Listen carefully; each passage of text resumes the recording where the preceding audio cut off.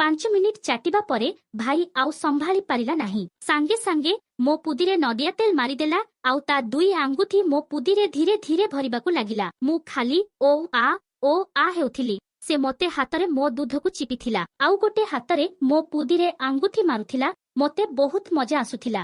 ସବୁଦିନ ପରି ମା ବାପାଙ୍କ ରୁମ୍ରୁ ରାତିରେ ଚିଲେଇ ବାର୍ ସାଉଣ୍ଡ ଆସୁଥିଲା। କିଛି ସମୟ ପରେ ମୋ ରୁମ୍ କବାଟ ଜଣେ ବାଡ଼େଇଲା। ଖୋଲିକି ଦେଖିଲି ମୋ ବଡ଼ ଭାଇ ରାଜେଶ। ଆମ ଘରେ ଆମେ 4 ଜଣ, ମୁଁ, ମୋ ବାପା ମା ଆଉ ଭାଇ। ସେତେବେଳେ ମୁଁ କଲେଜରେ ପଢୁଥିଲି। ମୋ ଜବାନୀରେ ଦୁଧ ପୁରା ଟାଣ ଟାଣ ଆଉ ମୋ ପୁଦି କଲର ପୁରା ଗୋଲାପୀ। କଲେଜରେ ବହୁତ ଟୋକା ମୋତେ ପଟେଇ କହିବାକୁ ଚାହିଁଛନ୍ତି, କିନ୍ତୁ ମୁଁ କାହାକୁ ଗିହା ଦିଏନି। ମୋତେ ଡର ଲାଗେ କଲେ ମୋତେ କଷ୍ଟ ହେବ। ମୋ ଟାଇଟ୍ ପୁଦିକୁ ମୁଁ ଯତ୍ନରେ ରଖେ। ସବୁଦିନ କଲେଜରୁ ଫେରିବା ପରେ ମୁଁ କବାଟ ବନ୍ଦ କରି ମୋବାଇଲରେ ବିପି ଭିଡିଓ ଲଗେଇଲି ଦେଖେ ଆଉ ଆଙ୍ଗୁଠିରେ ନଡ଼ିଆ ତେଲ ମାରେ। ମୋତେ କେହି ହେବାକୁ ପ୍ରବଳ ଇଚ୍ଛା ହେଉଥାଏ। ସେ ସମୟରେ ମୋ ବଡ଼ ଭାଇ +3ରେ ପଢୁଥିଲା। ସେ ଯେତେବେଳେ ମୋ ରୁମ୍କୁ ଏମିତି ପଶି ଆସିଲା, ମୁଁ ତାକୁ ପଚାରିଲି କଣ ହେଲା, ଏମିତି ଆସିଲୁ? ସେ ଆସି ମୋତେ କହିଲା, ରୋଜି ଆଜି ବି ବାପା ବୋଉ ଝଗଡ଼ା କରୁଛନ୍ତି। ମୋତେ ନିଦ ଲାଗୁନି, ଭାବୁଛି ଆଜି ତୋ ସାଙ୍ଗରେ ଶୋଇପଡ଼ିବା। ମୁଁ କହିଲି ଠିକ ଅଛି ଆସେ। ମୋ ଭାଇ ଦେଖିବାକୁ ବହୁତ ହ୍ୟାଣ୍ଡସମ୍। ସେ ଯାଇକି ମୋ ବେଡ୍ରେ ଶୋଇଗଲା। ମୁଁ ଗୋଟେ ତକିଆ ନେଲି ଆଉ ତଳେ ମସିଣା ପାରି ଶୋଇବି ବୋଲି ନେଲି। ରାଜେଶ କହିଲା ତୁ ବି ମୋ ପାଖରେ ଶୋଇଯା, ଛୋଟବେଳେ ତୋ ମିଶିକି ଶୋଉଥିଲେ। ଠିକ ସେତିକି ବେଳେ ଲାଇଟ୍ ପଳେଇଲା। ମଲା ମଣିଷ ମୋ ପୁଦିରେ ଗଲୁ ହେଲା ବେଳକୁ ଲାଇଟ୍ ବି ବାଲେଇଲା। ନହେଲେ ମୁଁ ଭାବୁଥିଲି ବାଥରୁମରେ ଆଙ୍ଗୁଠିରେ ନଡ଼ିଆ ତେଲ ମାରି ପୁଦିରେ ପୁରେଇ ଗଲୁ ଶାନ୍ତ କରିବା। ମୁଁ ଟେବୁଲରେ ଥିବା ଗୋଟେ ମହମ ଜଳେଇଲି।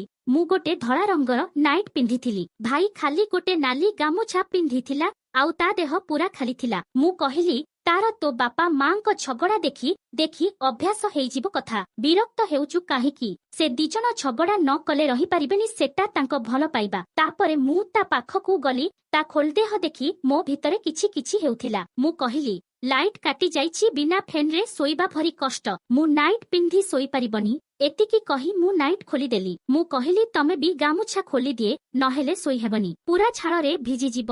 ସେ କଣ ହେଉଛି କିଛି ବୁଝିପାରୁଥିଲା। ସେ ଖାଲି ମୋ ଦୁଧକୁ ଦେଖୁଥିଲା। କିଛି ସମୟ ପରେ ମୁଁ ଦେଖିଲି ଯେ ତା ଧଣ୍ଡ ସାପଟା ଠିଆ ହେବାକୁ ଚେଷ୍ଟା କରୁଛି। ମୋ ନାଇଟ୍ର ଡୋରଟା ମୁଁ ଖୋଲି ପାରିଲିନି, ସେଥିପାଇଁ କହିଲି ମୋ ଡୋରଟା ଟିକେ ଖୋଲିଦିଅ। ସେ ଯେତେବେଳେ ମୋ ଡୋର ଖୋଲିଲା ସେ ପୁରା ଉତ୍ତେଜିତ ହେଇଗଲା, କାରଣ ମୁଁ ସେମିଜ କି ଚଡ଼ି କିଛି ପିନ୍ଧି ନଥିଲି। ମୋ ବଡ଼ ବଡ଼ ଟାଣ ଦୁଧ ଛୁଲି ଛୁଲିଥିଲା ଆଉ ମୋ ଗୋଲାପୀ ପୁଦି ପୁରା ଦେଖା ଯାଉଥିଲା। ସେ ଦେଖିକି ପୁରା ଅବାକ ହେଇଗଲା। ମୋ ତନ ଦେଖି ତା ପାଟିରୁ କିଛି କଥା ବାହାରିଲା ନାହିଁ। ଦେଖୁ ଦେଖୁ ତା ଧଣ୍ଡ ସାପ ମୋ ବିଲରେ ଖେଳିବା ପାଇଁ ଠିଆ ହେଇଗଲା। ସେ ମୋତେ କହିଲା ରାଜି ଏ କଣ ତୁ ସେମିଜ ଆଉ ତଳେ ବି କିଛି ପିନ୍ଧିନୁ? ମୁଁ କହିଲି ତମେ ତ ଜାଣିଛ ରାତିରେ ଭଲ ନିଦ ପାଇଁ ସବୁ ଖୋଲିକି ଶୋଇବା କଥା, ଆଉ ଏଇ ଗରମରେ ଚଡ଼ି ସେମିଜ କିଏ ପିନ୍ଧିବ? ଆଉ ପିନ୍ଧିବି କଣ ପାଇଁ? ତମେ ମୋ ସହିତ କିଛି ତ କରିବନି, ଏତେ ଡରୁଛ କାହିଁକି? ସେ ସମୟରେ ତାର ପୁରା ଠିଆ ହେଇଯାଇଥିଲା ଆଉ ମୁଁ ବି ଟିକେ ଟିକେ ଗରମ ହେଉଥିଲି। ତାପରେ ମୁଁ କହିଲି ତମର ମୋ ଉପରେ ଅଧିକାର ଅଛି, ତମେ ଯାହା କଲେ ବି ମୁଁ କିଛି କହିବିନି। ଏତିକି କହି ମୁଁ କହିଲି ଆରେ ତମେ ବି ତମ ଚଡ଼ି ଖୋଲ। କହିକି ତା ଚଡ଼ିଟା ଯେତେବେଳେ ଖୋଲିଦେଲି ତା ମୁଷଳ ନାଗ ପୁରା ଫଣ ଫଣ ହେଉଥିଲା ଆଉ ନାଳ ବି ବାହାରୁଥିଲା। ସେ ମୋତେ ଅଟକେଇବାକୁ ଚେଷ୍ଟା କରୁଥିଲା। ମୁଁ କହିଲି ଭାଇ ମୁଁ ତ ଗରମରେ କିଛି ପିନ୍ଧିନି, ତମେ ପିନ୍ଧିଲି। ତମ ଦେହର ଗରମ ମୋ ଦେହରେ ବାଜି ମୋତେ ବି ଗରମ ଲାଗିବ। ମୁଁ ପୁରା ଗରମ ହେଇଗଲି ତା ମୁଷଳ କିଳା ଦେଖି ଆଉ କହିଲି ଭାଇ ମୁଁ ଆଉ ରହି ପାରୁନି। ଏତିକି କହି ମୁଁ ତାକୁ କୁଣ୍ଢେଇ ପକେଇଲା। ମୋ 2 ଦୁଧ ତା ଛାତିରେ ପୁରା ଥଲକି ଲାଗିଗଲା। ସେ ବି ଆଉ କଣ୍ଟ୍ରୋଲ କରିପାରିଲାନି ଆଉ କହିଲା ଆଉ ଡେରି କରନି, ବେଡ୍କୁ ଆସ। ମୁଁ ବି କହିଲି ଆଜି ପୁରା ମଜା କରିବା। ମୋ ପୁଦି ବି ତମ ଦଣ୍ଡାକୁ ଭେଟିବାକୁ ଚାହୁଁଛି। ତାପରେ ଆମେ 2 ଜଣ ବେଡ୍ରେ ଶୋଇ ପଡ଼ିଲୁ। ସେ ତା ହାତ ଆଣି ମୋ ଦୁଧକୁ ଚପ କରି ଚିପିଦେଲା। ମୁଁ ପୁରା ଗରମ ହେଇଗଲି। ତାପରେ ମୁଁ ତା ଉପରକୁ ଚଢ଼ିଗଲି ଆଉ ତା ଆଖିରେ ଆଖି ମିଶେଇ ମୋ ଭାଇର ଦଣ୍ଡା ପୁରା ଠିଆ ହେଇଯାଇଥିଲା, ଖାଲି କେହିବାକୁ ରେଡି ହେଇଥିଲା। ତାପରେ ମୁଁ ମୋ ଭାଇର ଦଣ୍ଡାକୁ ଧରିଲି ଆଉ ହଲେଇ ହଲେଇ ଚାଟିଲି ଆଉ କହିଲି ତମେ ମୋ ଦୁଧ ଚିପି ଚିପି ଚୁଷ, ମୋ ଦୁଧ ବଡ଼ କର, ତାପରେ ମୋ ପୁଦି ଚାଟିବ ଆଉ ମୋତେ ଗେହି ଗେହି ହାଲିଆ କରିବ। ତାପରେ ଭାଇ କହିଲା ତୁ ମୋର ଭଉଣୀ, ଏଗୁଡ଼ା ଭଲ ନୁହେଁ। ତାପରେ ମୁଁ କହିଲି ଭାଇ ମୋତେ ପେଲା ଖାଇବାକୁ ବହୁତ ଇଚ୍ଛା ହେଲାଣି କେବେଠୁ, କିନ୍ତୁ ମୁଁ ଡରିକି କୋଉ ପିଲାଠୁ ପେଲା ଖାଏନି। ଘର ନା ବାହାରେ ନ ପଡ଼ିବ ବୋଲି, କିନ୍ତୁ ତମେ ଯଦି ମୋତେ ଶାନ୍ତ କରିବ, ଘର କଥା ଘରେ ରହିବ। ତମେ କଣ ଚାହୁଁଛ ତମ ଭଉଣୀକୁ ଆଉ କିଏ ପେଲୁ ବୋଲି? ଯଦି ତମେ ମୋତେ ଗେହିବା ଘରର ଇଜ୍ଜତ ଘରେ ରହିବ ଆଉ ଆମ ଦୁଇ ଜଣଙ୍କର ବି ମଜା ହେବ। ତମର ଇଚ୍ଛା ହେଲେ ତମେ ମୋଠୁ ଶାନ୍ତ ହେବା, ମୋର ଇଚ୍ଛା ହେଲେ ମୁଁ ତମକୁ କହିବି। ତମେ ମୋତେ ପେଲା ଦେଲେ ମୁଁ ଆଉ କାହା ପାଖକୁ ଯିବିନି ପେଲା ଖାଇବାକୁ। ତମେ ତମ ମୁଣ୍ଡ ନୁହେଁ ତମ ଧଣ୍ଡର କଥା ମାନବେହି କି ଆଜି ମୋ ଗୋଲୁ ଶାନ୍ତ କର ଭାଇ ପ୍ଲିଜ। ତମ ଦଣ୍ଡା ବି ମୋ ପୁଦିରେ ପଶି ଶାନ୍ତ ହେବାକୁ ଚାହୁଁଛି। ଭାଇ ତମେ ଆଜି ମୋତେ ଗେହି ଭଉଣୀ ଗିହା ବନିଯାଉ। ମୋ ଭାଇ ବି ଉପରେ ଉପରେ ବାହାନା ଖୋଜୁଥିଲା ମୋତେ ଗେହିବାକୁ। ମୁଁ ଜାଣିଥିଲି ସେ ଖାଲି ଭଲେଇ ହେଉଥିଲା କିଛି ନ ଜାଣିଲା ପରି। ତାପରେ ସେ ପୁରା ଖୁସି ହେଇଗଲା ଆଉ କହିଲା ମୁଁ ଆଜିଠୁ ଡେଲି ତୋତେ ଗେହିବି ଆଉ ତୋ ଗୋଲୁ ଶାନ୍ତ କରିବି। ଆଜିଠୁ ତୋର ଯେତେବେଳେ ବି ପେଲା ଖାଇବାକୁ ଇଚ୍ଛା ହେବ ମୋ ପାଖକୁ ଆସିବୁ। ମୋ ମୁଷଳ ଦଣ୍ଡା ତୋ ଗୋଲାପୀ ପୁଦିକୁ ଗେହି ଶାନ୍ତ କରିବା। ମୁଁ ତ ଆଗରୁ ତୋତେ ଗେହିବାକୁ ଚାହୁଁଥିଲି ହେଲେ ସୁଯୋଗ ପାଉଥିଲି। ତୋତେ ଯେତେବେଳେ ମୁଁ ବାଥରୁମରେ ଗାଧୋଉଥିବାର ଦେଖେ ମୁଁ ମୁଠି ମାରେ। ମୁଁ ତତେ ଆଜି ଏମିତି ଗେହିବି ତତେ ଆଉ କୋଉ ଟୋକାଠୁ ଗିହା ଖାଇବା ପାଇଁ ମନ ହେବନି। ତାପରେ ମୋ ଭାଇ ମୋ ଦୁଧ ମୁଣ୍ଡିକୁ କମୁଡିବାକୁ ଲାଗିଲା ଆଉ ଚାଟି ଚାରି ମୋତେ ଉତ୍ତେଜିତ କରିବାକୁ ଲାଗିଲା। ମୋ ପୁଦିରୁ ବି ନାଳ ବାହାରିବା ଆରମ୍ଭ ହେଇଥିଲା। ମୁଁ ଖାଲି ଓ ଆ ହେଉଥିଲି। 5 ମିନିଟ୍ ମୋ ଦୁଧକୁ ଚିପି ଚିପି ମଜା କଲା ପରେ ସେ ମୋତେ ଟେବୁଲ ଉପରକୁ ନେଇଗଲେ ଆଉ ମୋ ପୁଦିକୁ ଚାଟିବାକୁ ଲାଗିଲି। ଓ ତା ଜିଭର ସ୍ପର୍ଶ ମୋ ଦେହରେ ବିଜୁଳି ଖେଳେଇ ଦେଉଥିଲା। ମୁଁ ନିଜକୁ ଆଉ କଣ୍ଟ୍ରୋଲ କରି ପାରୁନଥିଲି। ତାପରେ 5 ମିନିଟ୍ ମୋ ପୁଦିକୁ ଚାଟିକି ସଫା କଲା ପରେ ସେ ତାମୁଷଳ କିଳା ମୋ ପାଟିରେ ଦେଇଦେଲା। ମୁଁ ଧରିକି ହାତରେ 10-15 ଥର ହଲେଇଲି। ପୁଣି ଭାବିଲି ଯଦି ବସି ହଲେଇଲି ସାପ ବାନ୍ତି କରିଦେବ, ସବୁ ମଜା ବେକାର ହେଇଯିବ।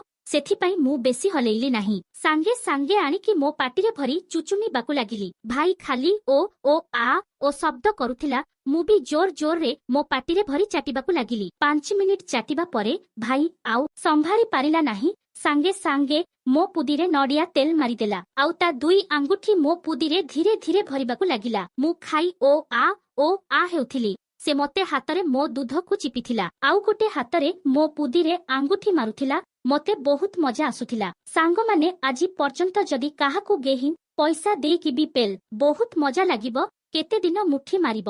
ତାପରେ ମୁଁ କହିଲି ଭାଇ ଏବେ ତୁମେ ତୁମ ଭଉଣୀର ମୁତ ପିଅ, ଏହା ତୁମ ପାଇଁ ସ୍ପେସିଆଲ। ମୁଁ ଭାଇର ପାଟି ଉପରେ ତା ପିଚା ରଖି କହିଲି। ସେ ମୋ ଠାରୁ ଦୂରେଇ ଯାଇ କହିଲା ଆହେ କଣ କହୁଛୁ? ମୁଁ କହିଲି ଯେହେତୁ ଆମେ ଏବେ ଶାରୀରିକ ସମ୍ପର୍କ ରଖିବା ଆମ ଦେହ ଗୋଟେ ହେବାକୁ ଯାଉଛି। ମୋର ମୁତ ଆଉ ତୁମର ମୁତ ସେ ଅଲଗା କଣ? ତୁମେ ମୋ ମୁତ ପିଇ ପାରିବ। ମନେ ରଖ ତୁମେ କ୍ଷୀର ପସନ୍ଦ କରୁନାହଁ ତଥାପି ତୁମେ ମୋ ଦୁଧକୁ ଚପ ଚାପକି ଚିପି ଚିପି ଚାଟିଲ। ତମେ ମୋ ମୁତ ପିଓ। ମୁଁ ଆଉ ଏହାକୁ ଧରି ପାରିବି ନାହିଁ। ଶୀଘ୍ର ତୁମ ପାଟିରେ ପକେଇ ଦିଅ। ତାପରେ ଆମକୁ ମୋ ପୁଦିରେ ଭରିବ। ସେ ଶୋଇ ପଡିଲା ଆଉ ମୁଁ ତା ପାଟିରେ ମୋ ପୁଦି ଲଗେଇ ମୁଠି ଦେଲି। ତାକୁ ବି ପସନ୍ଦ ଆସିଲା। ମୁଁ ତାକୁ କୁଣ୍ଢେଇ ପକାଇଲି। ତୁ ଭାଇ ଆଜି ସତରେ ଭଉଣୀ ଗିହା ହେଇଗଲୁ। ଭଉଣୀ ଖୁସି ପାଇଁ ତା ମୁତ ବିପି ଦେଲୁ। ହଉ ମୋ ନାଳୁଆ ପୁଦିରେ ଗେହି ମୋ ଗୋଲୁ ଶାନ୍ତ କରେ। ଆଉ ମନେ ରଖ ଭାଇ ସବୁ ପାଣି ମୋ ପାଟିରେ ଦେବା ମୋ ପୁଦିରେ ଛାଡ଼ିବନି। ବହୁତ ଅସୁବିଧା ହେବ।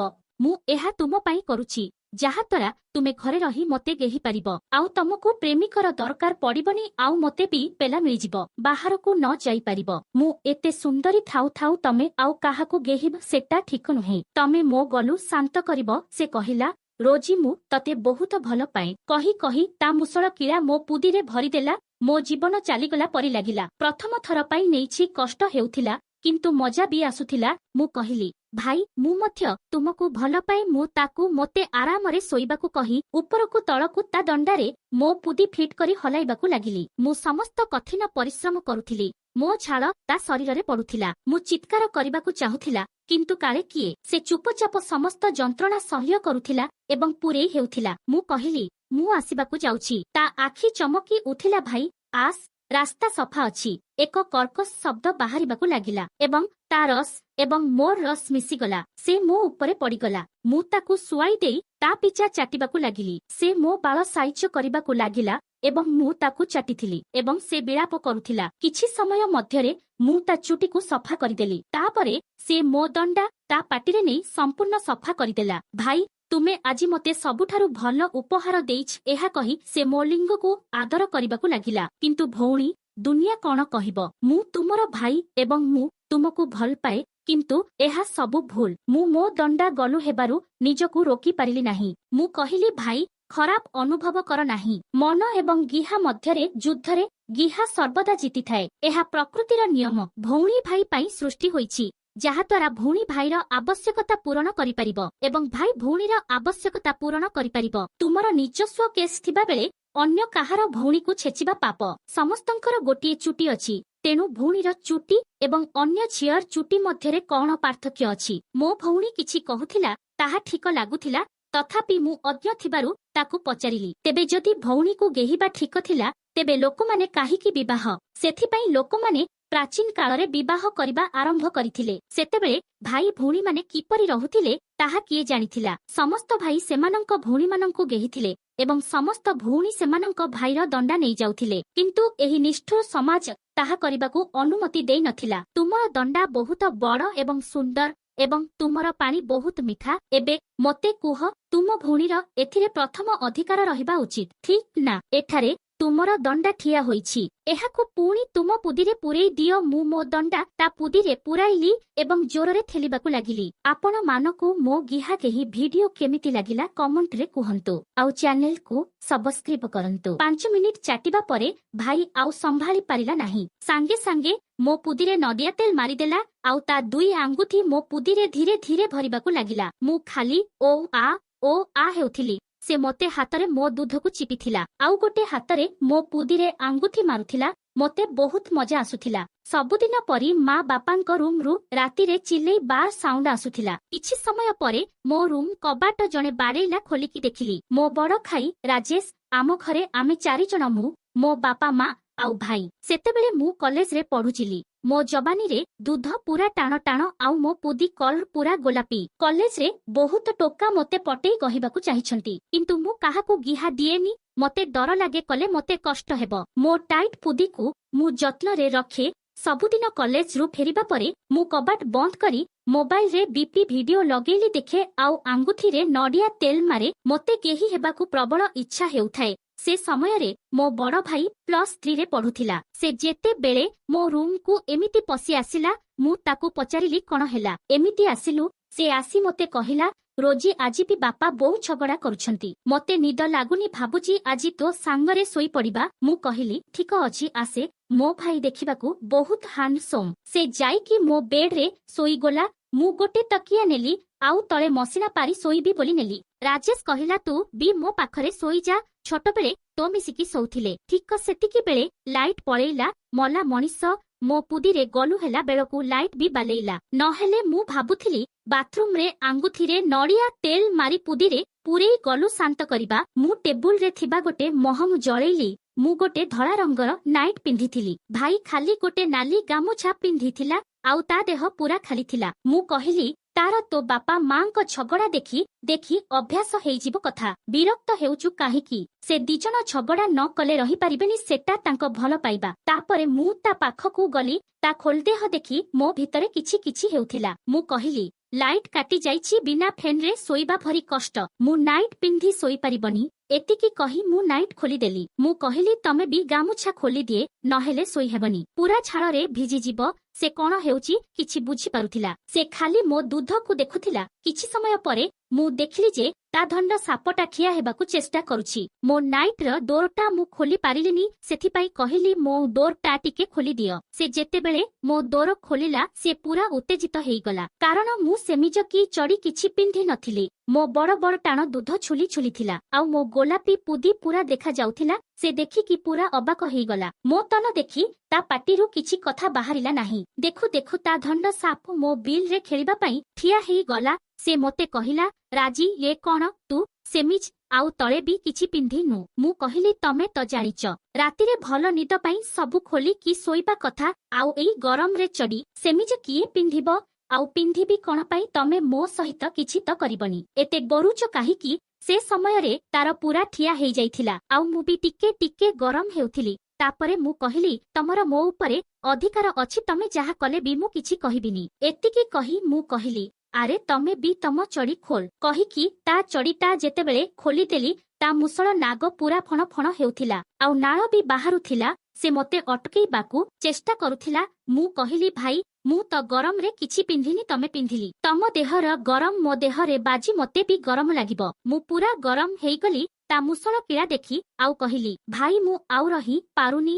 ଏତିକି କହି ମୁଁ ତାକୁ କୁଣ୍ଢେଇ ପକେଇଲା। ମୋ ଦୁଇ ଦୁଧ ତା ଛାତିରେ ପୁରା ଥଲକି ଲାଗିଗଲା। ସେ ବି ଆଉ କଣ୍ଟ୍ରୋଲ କରିପାରିଲାନି, ଆଉ କହିଲା, ଆଉ ଡେରି କରନି, ବେଡ୍‌କୁ ଆସ।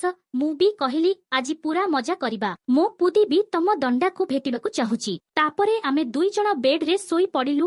ସେ ତା ହାତ ଆଣି ମୋ ଦୁଧକୁ ଚପ କରି ଚିପିଦେଲା। ମୁଁ ପୁରା ଗରମ ହେଇଗଲି। ତାପରେ ମୁଁ ତା ଉପରକୁ ଚଢ଼ିଗଲି, ଆଉ ତା ଆଖିରେ ଆଖି ମିଶେଇ ମୋ ଭାଇର ଦଣ୍ଡା ପୁରା ଠିଆ ହେଇଯାଇଥିଲା, ଖାଲି ଗେହିବାକୁ ରେଡି ହେଇଥିଲା। ତାପରେ ମୁଁ ମୋ ଭାଇର ଦଣ୍ଡାକୁ ଧରିଲି, ଆଉ ହଲେଇ ହଲେଇ ଚାଟିଲି, ଆଉ କହିଲି, ତମେ ମୋ ଦୁଧ ଚିପି ଚିପି ଚୁଷ, ମୋ ଦୁଧ ବଡ଼ କର। ତାପରେ ମୋ ପୁଦି ଚାଟିବ, ଆଉ ମୋତେ ଗେହି ଗେହି ହାଲିଆ କରିବ। ତାପରେ ଭାଇ କହିଲା, ତୁ ମୋର ଭଉଣୀ, ଏଗୁଡ଼ା ଭଲ ନୁହେଁ। ତାପରେ ମୁଁ କହିଲି, ଭାଇ, ମୋତେ ପେଲା ଖାଇବାକୁ ବହୁତ ଇଚ୍ଛା ହେଲାଣି କେବେଠୁ, କିନ୍ତୁ ମୁଁ ଡରିକି କୋଉ ପିଲାଠୁ ପେଲା ଖାଏନି। ଘର ନା ବାହାରେ ନ ପଡ଼ିବ ବୋଲି।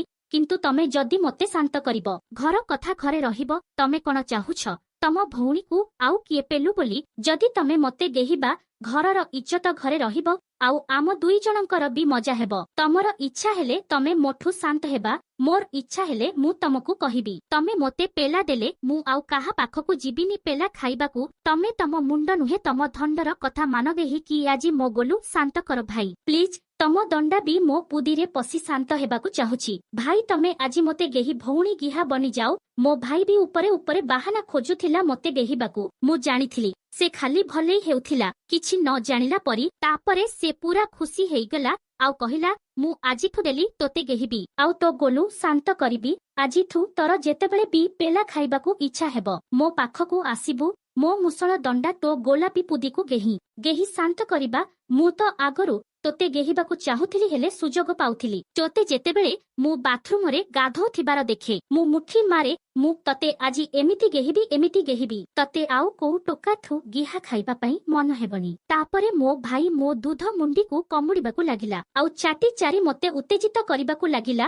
ମୋ ପୁଦିରୁ ବି ନାଳ ବାହାରିବା ଆରମ୍ଭ ହେଇଥିଲା। ମୁଁ ଖାଲି ଓ ଆ ହେଉଥିଲି। 5 ମିନିଟ୍ ମୋ ଦୁଧକୁ ଚିପି ଚିପି ମଜା କଳା ପରେ ସେ ମୋତେ ଟେବୁଲ ଉପରକୁ ନେଇଗଲେ, ଆଉ ମୋ ପୁଦିକୁ ଚାଟିବାକୁ ଲାଗିଲି।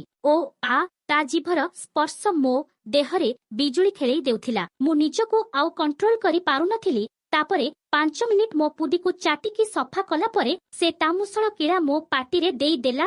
ମୁଁ ଧରିକି ହାତରେ 10-15 ଥର ହଲେଇଲି। ପୁଣି ଭାବିଲି, ଯଦି ବସି ହଲେଇଲି ସାପ ବାନ୍ତି କରିଦେବ, ସବୁ ମଜା ବେକାର ହେଇଯିବ। ସେଥିପାଇଁ ମୁଁ ବେଶୀ ହଲେଇଲି ନାହିଁ। ସାଙ୍ଗେ ସାଙ୍ଗେ ଆଣିକି ମୋ ପାଟିରେ ଭରି ଚୁଚୁମିବାକୁ ଲାଗିଲି। ଭାଇ ଖାଲି ଓ ଶବ୍ଦ କରୁଥିଲା। ମୁଁ ବି ଜୋର ଜୋରରେ ମୋ ପାଟିରେ ଭରି ଚାଟିବାକୁ ଲାଗିଲି। 5 ମିନିଟ୍ ଚାଟିବା ପରେ ଭାଇ ଆଉ ସମ୍ଭାଳି ପାରିଲା ନାହିଁ। ସାଙ୍ଗେ ସାଙ୍ଗେ ମୋ ପୁଦିରେ ନଡ଼ିଆ ତେଲ ମାରିଦେଲା, ଆଉ ତା 2 ଆଙ୍ଗୁଠି ମୋ ପୁଦିରେ ଧୀରେ ଧୀରେ ଭରିବାକୁ ଲାଗିଲା। ମୁଁ ଖାଇ ଓ ଆ ହେଉଥିଲି। ସେ ମୋତେ ହାତରେ ମୋ ଦୁଧକୁ ଚିପିଥିଲା, ଆଉ ଗୋଟେ ହାତରେ ମୋ ପୁଦିରେ ଆଙ୍ଗୁଠି ମାରୁଥିଲା। ମୋତେ ବହୁତ ମଜା ଆସୁଥିଲା। ସାଙ୍ଗମାନେ, ଆଜି ପର୍ଯ୍ୟନ୍ତ ଯଦି କାହାକୁ ଗେହି ପଇସା ଦେଇକି ବି ପେଲ୍, ବହୁତ ମଜା ଲାଗିବ। କେତେ ଦିନ ମୁଠି ମାରିବ। ତାପରେ ମୁଁ କହିଲି, ଭାଇ, ଏବେ ତୁମେ ତୁମ ଭଉଣୀର ମୁତ ପିଅ, ଏହା ତୁମ ପାଇଁ ସ୍ପେସିଆଲ। ମୁଁ ଭାଇର ପାଟି ଉପରେ ତା ପିଚା ରଖି କହିଲି। ସେ ମୋ ଠାରୁ ଦୂରେଇ ଯାଇ କହିଲା, ଆହେ, କ'ଣ କହୁଛୁ? ମୁଁ କହିଲି, ଯେହେତୁ ଆମେ ଏବେ ଶାରୀରିକ ସମ୍ପର୍କ ରଖିବା, ଆମ ଦେହ ଗୋଟେ ହେବାକୁ ଯାଉଛି। ମୋର ମୁତ ଆଉ ତୁମର ମୁତ ସେ ଅଲଗା କ'ଣ? ତୁମେ ମୋ ମୁତ ପିଇପାରିବ। ମନେ ରଖ, ତୁମେ କ୍ଷୀର ପସନ୍ଦ କରୁନାହଁ, ତଥାପି ତୁମେ ମୋ ଦୁଧକୁ ଚପ ଚାପକି ଚିପି ଚିପି ଚାଟିଲ। ତମେ ମୋ ମୁତ ପିଓ, ମୁଁ ଆଉ ଏହାକୁ ଧରି ପାରିବି ନାହିଁ। ଶୀଘ୍ର ତୁମ ପାଟିରେ ପକେଇ ଦିଅ, ତାପରେ ଆମକୁ ମୋ ପୁଦିରେ ଭରିବ। ସେ ଶୋଇ ପଡ଼ିଲା, ଆଉ ମୁଁ ତା ପାଟିରେ ମୋ ପୁଦି ଲଗେଇ ମୁଠି ଦେଲି। ତାକୁ ବି ପସନ୍ଦ ଆସିଲା। ମୁଁ ତାକୁ କୁଣ୍ଢେଇ ପକାଇଲି। ତୁ ଭାଇ ଆଜି ସତରେ ଭଉଣୀ ଗିହା ହେଇଗଲୁ। ଭଉଣୀ ଖୁସି ପାଇଁ ତା ମୁତ ବିପି ଦେଲୁ। ହଉ ମା, ମୋ ନାଳୁଆ ପୁଦିରେ ଗେହି ଗେହି ମୋ ଗୋଲୁ ଶାନ୍ତ କରେ। ଆଉ ମନେ ରଖ ଭାଇ, ସବୁ ପାଣି ମୋ ପାଟିରେ ଦେବା ମୋ ପୁଦିରେ ଛାଡ଼ିବନି, ବହୁତ ଅସୁବିଧା ହେବ।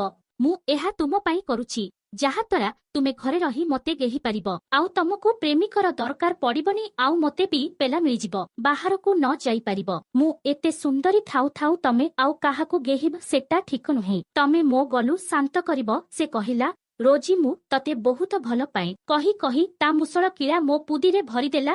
ମୋ ଜୀବନ ଚାଲିଗଲା ପରି ଲାଗିଲା। ପ୍ରଥମ ଥର ପାଇଁ ନେଇଛି, କଷ୍ଟ ହେଉଥିଲା। କିନ୍ତୁ ମଜା ବି ଆସୁଥିଲା। ମୁଁ କହିଲି, ଭାଇ ମୁଁ ମଧ୍ୟ ତୁମକୁ ଭଲ ପାଏ। ମୁଁ ତାକୁ ମୋତେ ଆରାମରେ ଶୋଇବାକୁ କହି ଉପରକୁ ତଳକୁ ତା ଦଣ୍ଡାରେ ମୋ ପୁଦି ଫିଟ୍ କରି ହଲାଇବାକୁ ଲାଗିଲି। ମୁଁ ସମସ୍ତ କଠିନ ପରିଶ୍ରମ କରୁଥିଲି। ମୋ ଝାଳ ତା ଶରୀରରେ ପଡୁଥିଲା। ମୁଁ ଚିତ୍କାର କରିବାକୁ ଚାହୁଁଥିଲା, କିନ୍ତୁ କାଳେ କିଏ ସେ ଚୁପଚାପ ସମସ୍ତ ଯନ୍ତ୍ରଣା ସହ୍ୟ କରୁଥିଲା ଏବଂ ପୂରେଇ ହେଉଥିଲା। ମୁଁ କହିଲି, ମୁଁ ଆସିବାକୁ ଯାଉଛି। ତା ଆଖି ଚମକି ଉଠିଲା, ଭାଇ ଆସ, ରାସ୍ତା ସଫା ଅଛି।